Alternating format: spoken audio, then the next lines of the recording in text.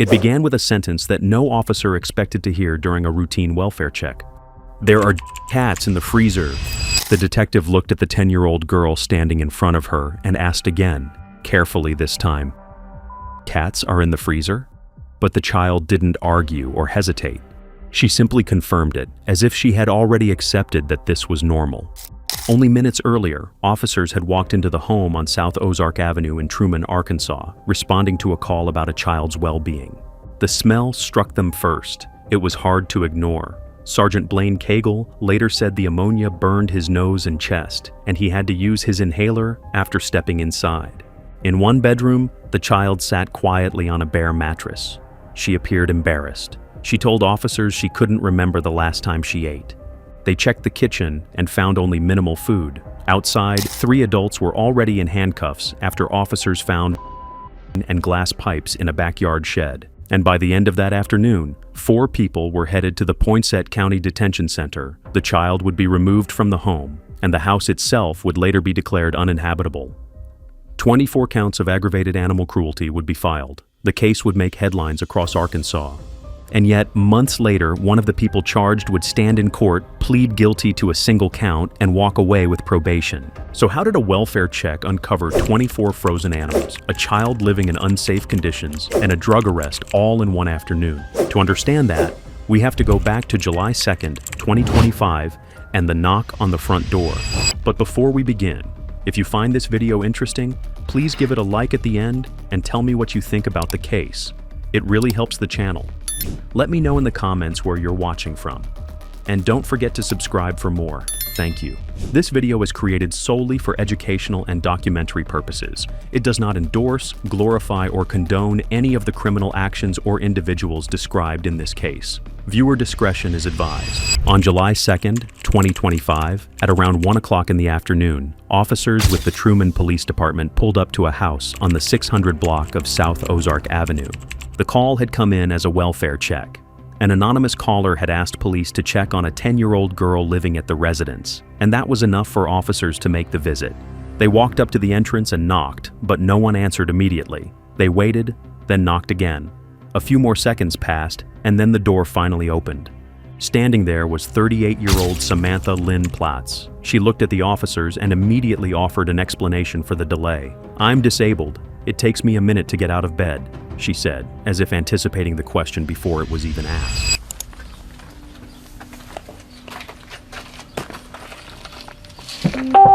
Channel 1.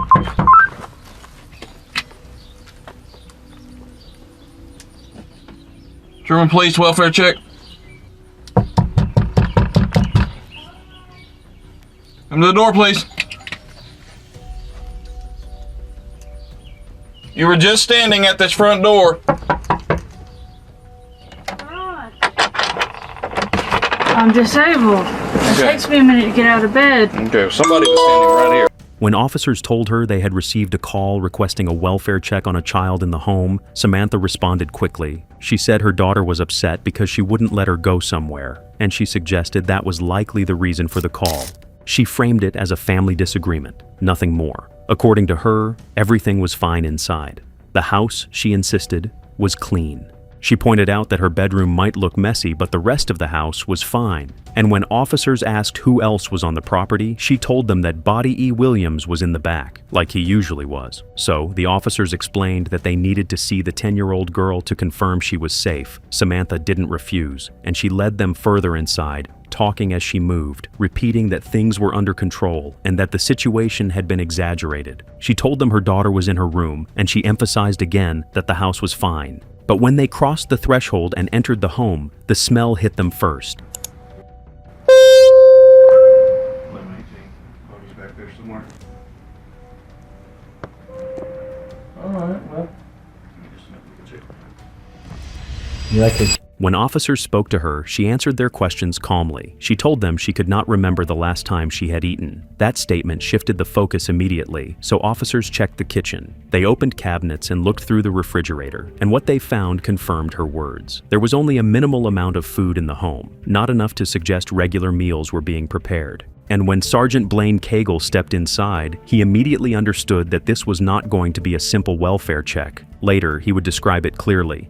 I was immediately met with the odor of ammonia, causing my nose and chest to burn. He had asthma, and within moments he felt the irritation build in his lungs, so he had to use his inhaler just to steady his breathing. But that's not all. Flies moved along the walls and ceilings, landing and lifting again in restless patterns. Fleas clung to clothing, and gnats hovered in the air. As officers moved forward, they saw what the smell had warned them about. There were more than 10 cats inside the home, and the floors were covered in layers of waste, trash, and scattered debris. Cat urine and feces were visible across the surface of the rooms, and the buildup looked long-standing rather than recent. Just called me back. Take pictures. Okay, work on. Yeah. Pictures of everything. Hi, Courtney. There's 2 Courtneys and 1 Zip.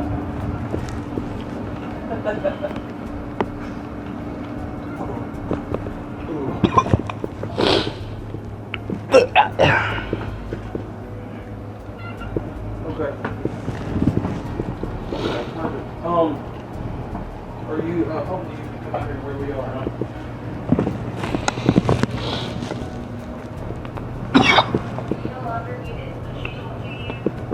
Yeah, she said she was going to refer to you.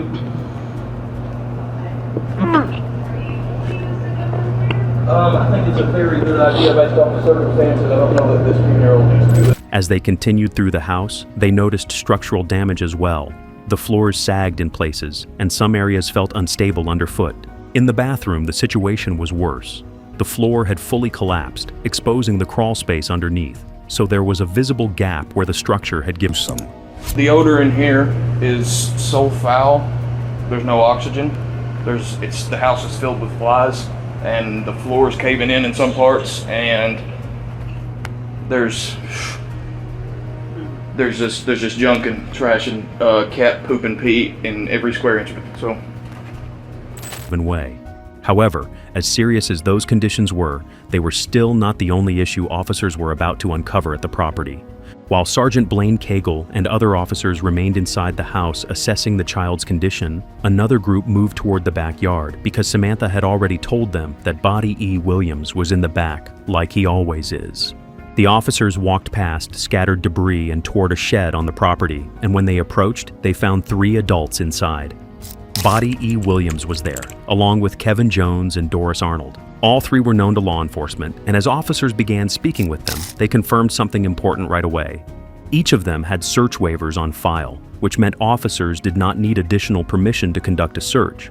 Officers instructed them to step out one at a time, keep their hands visible, and as one officer began searching their persons, another looked around the shed. That was when he saw it. A small bag containing a white powdery substance was located inside the space, and although it hadn't yet been tested, officers already suspected what it was. Extensive previous traffic, state and federal numbers, 56.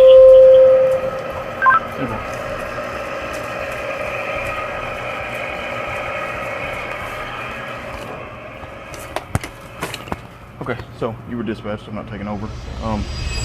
Before moving further, they read each of them their Miranda rights. Then one officer addressed them directly. "There's dope in there. Whose is it?" he asked plainly. There was no immediate answer. Instead, each of them denied ownership. No one stepped forward. No one accepted responsibility. So, with no admission and with the substance still present in the shed, officers made the decision to place all 3 under arrest. The white powder would later test positive for methamphetamine. In addition, officers located 3 glass pipes commonly used to smoke. That discovery added paraphernalia charges on top of possession. Within minutes, Boddie E. Williams, Kevin Jones, and Doris Arnold were in handcuffs and being escorted away from the shed. At that point, it might have seemed like the most serious issue on the property had already been uncovered. Drugs were present, arrests had been made, and the welfare check was already revealing unsafe conditions inside the home. However, the officers remembered something else mentioned in the original call. The caller had raised concerns about dogs possibly being locked in the shed without food or water. So, even with 3 arrests already in progress, officers shifted their attention again. They began asking about dogs. I gotcha. Okay, so another mention was made of dogs being kept in a shed back here. You know anything about that? There's no dogs. There hasn't been dogs for months. You don't have any dogs on the property? No. Okay. There hasn't been dogs in there for almost over a year because Police took him a year ago. Okay, all right. Like I said, we got a call, and that was one of the accusations made, right? I know, it's my daughter. Because I told her no, that her sister couldn't go to Cherokee with her this weekend. Well, I don't think your daughter called in a welfare check on herself. My eldest. Oh, not that daughter. You have another daughter. I have an eldest. Gotcha. Okay, I'm with you now. I was like, I don't think that's what happened, but I'm with you. Okay, I understand. And it may have been, I honestly have no idea. I didn't get a name. Oh, I know exactly who it was because I had just told her no, not even 5 minutes before y'all knocked. Yeah. Okay. When questioned, Samantha denied that there were any dogs on the property. She insisted that police had taken them months earlier and that there hadn't been dogs there in a long time. But as officers continued scanning the property, something caught their attention near the driveway area. On body camera footage, one officer noticed a pile of bones and a skull, and it appeared to be skeletal remains consistent with a dog. Boddie knows what that is. You don't have teeth like that, do you? I mean, that would be the back. No, flip the skull back around. That's a freaking dog, dude. That's a dog. In a driveway area, investigators find a pile of bones suspected to be the remains of a dog, seconds before the child lets them in on a darker secret. That is a dog head. You can tell by the back teeth. I don't know how many cats. Still, even with confirmed, arrests made, and suspected animal remains found outside, the most significant discovery at that house had not yet been made. And while the arrests were unfolding outside and officers were still documenting the condition of the house, Detective Amy Carey stayed focused on the 10-year-old. The girl had watched strangers walk through her home, seen people placed in handcuffs, and listened as officers discussed drugs and unsafe conditions. So Detective Carey chose a softer approach. At one point, the child looked at her and asked a simple question: what is going to happen to all the cats? Detective Carey reassured her that a rescue organization would take care of the animals inside the house, and she explained that they would make sure the cats were safe. For a moment, it seemed like the conversation would end there. But then the child added something else. What about the cats in the freezer? Detective Carey paused. She wasn't sure she heard that correctly. What about the cats in the freezer? She asked, repeating the words carefully. There are a lot of dead cats in the freezer, the girl said. The officers nearby heard the exchange, and what had already been a serious situation became something else entirely, so they conducted a second search. Because now I'm thinking about animal cruelty. Yep. One there. There's one back here. She said there's 12. Shut up, dude. Nope. Okay, not that one.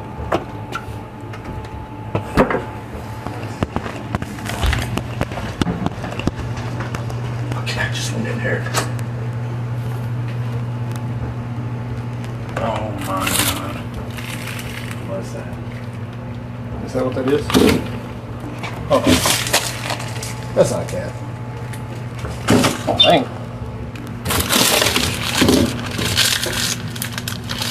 It's probably these. That's watermelon. Refrigerator, maybe? There's a freezer right here as well, sorry. I don't know if it's a freezer or a fridge. No, it's this one. Oh. You want to go get the kid? No, never mind, okay.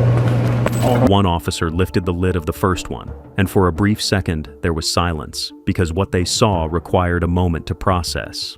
Inside were cardboard boxes and plastic bags. Come on, dude. Come on. Oh my god.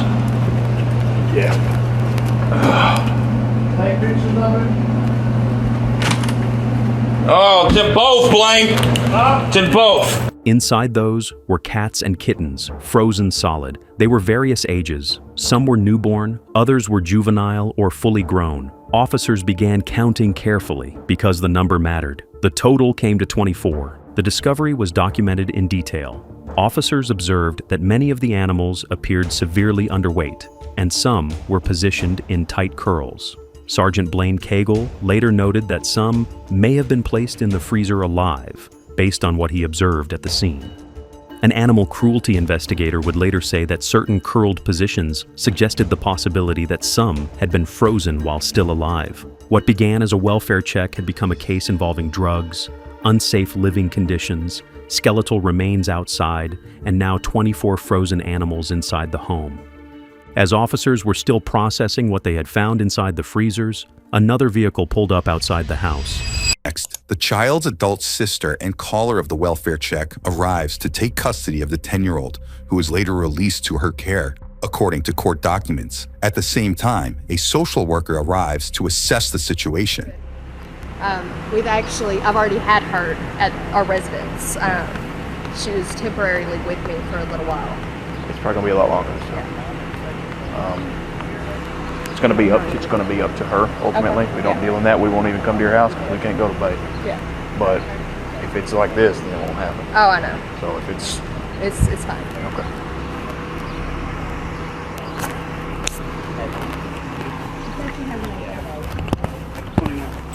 The adult sister, the one who had either made or prompted the welfare call, arrived on scene. She stepped out knowing something was wrong, but she had no idea how serious it had become. When officers spoke with her, she didn't hesitate to explain why she had pushed for the welfare check. She said the situation at the house had been building for a while and that this wasn't a one-day concern. She explained that there had been plans to take her younger sister to Cherokee Village for the weekend, and she believed the child should not have been left behind in that house. However, Samantha had made last-minute changes and told her she couldn't go. That raised questions. Then she learned that recently released individuals had moved into the home, and that made her even more uncomfortable. And given everything discovered inside and outside the house, officers made the decision to contact the Arkansas Department of Human Services. DHS was required in cases involving potential neglect, and this situation clearly met that threshold, so a social worker was dispatched to the scene to assess the child's immediate safety and determine the next step. The social worker arrived while officers were still documenting evidence, and conversations began about temporary custody. The adult sister had already expressed willingness to take her younger sibling, and after reviewing the circumstances, DHS allowed the child to leave the property with her sister. Meanwhile, arrangements were made for the live animals inside the home. A rescue organization was contacted, and the remaining cats were removed from the property. Code enforcement was also notified, and after reviewing the structural damage and sanitation issues, the residence was declared uninhabitable. The house on South Ozark Avenue was no longer considered safe for anyone to live in. With the child placed in her sister's care and animals being taken away, officers turned their attention back to Samantha Lynn Platz.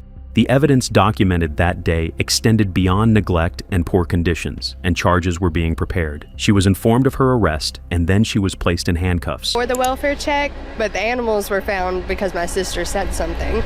This woman, who we're not identifying, called Trumann police July 2nd out of concern for the safety of her younger sister and worried about a man who started living here recently with their mother. He appeared one day to install an air conditioner and he never left. Trumann police found more than they expected during their interview of the child.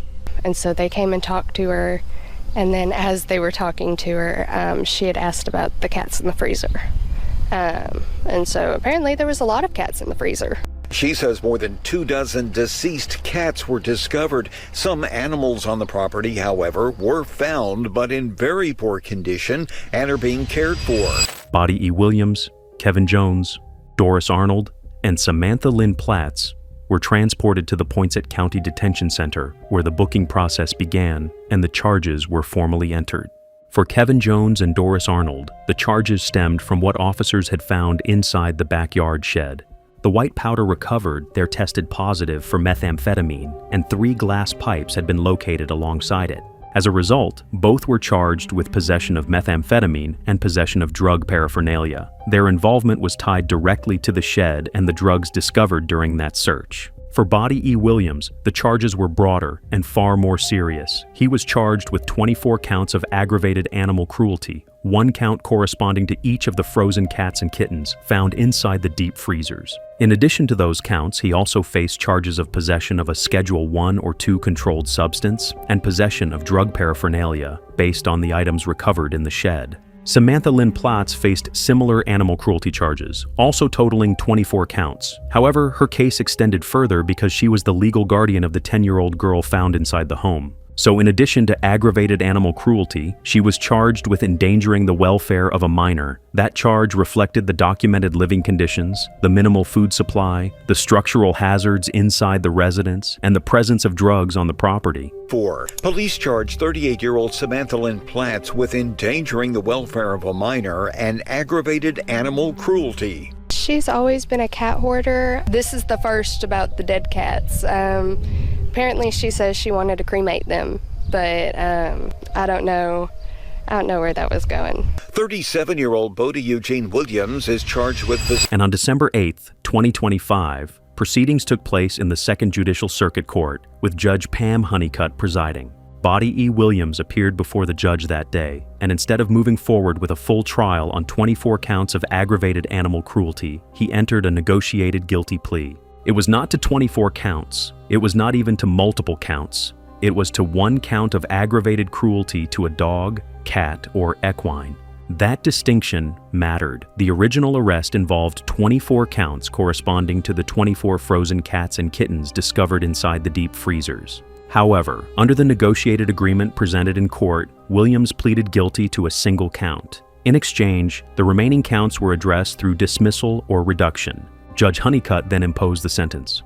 Williams was ordered to serve 36 months of probation, with 24 of those months supervised. He was prohibited from owning or being around pets, and he was required to pay all court costs and fees in $50 monthly installments. The agreement also resulted in 8 other animal cruelty charges being null prost, meaning they were formally dismissed. Additionally, the drug possession and paraphernalia charges connected to the shed were dismissed as part of the plea arrangement. There was no jail sentence imposed under that agreement. Williams avoided incarceration and left the courtroom under probationary supervision instead. The case that had once centered on 24 counts concluded, at least for him, with 1 conviction and structured supervision rather than confinement.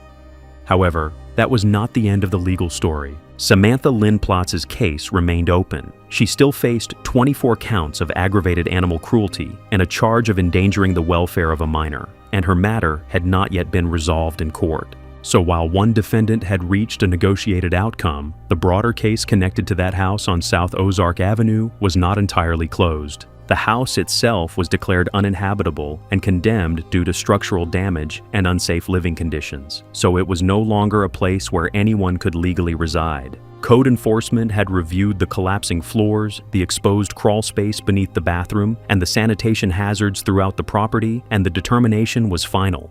And that brings us to the end of this case. What are your thoughts on this case? Let us know in the comments. If this story shook you, there's more on the channel that dives into cases just as haunting. Don't forget to subscribe, hit that like button, and share this video. It helps keep these stories from being forgotten. Thanks for watching, and I'll see you in the next one.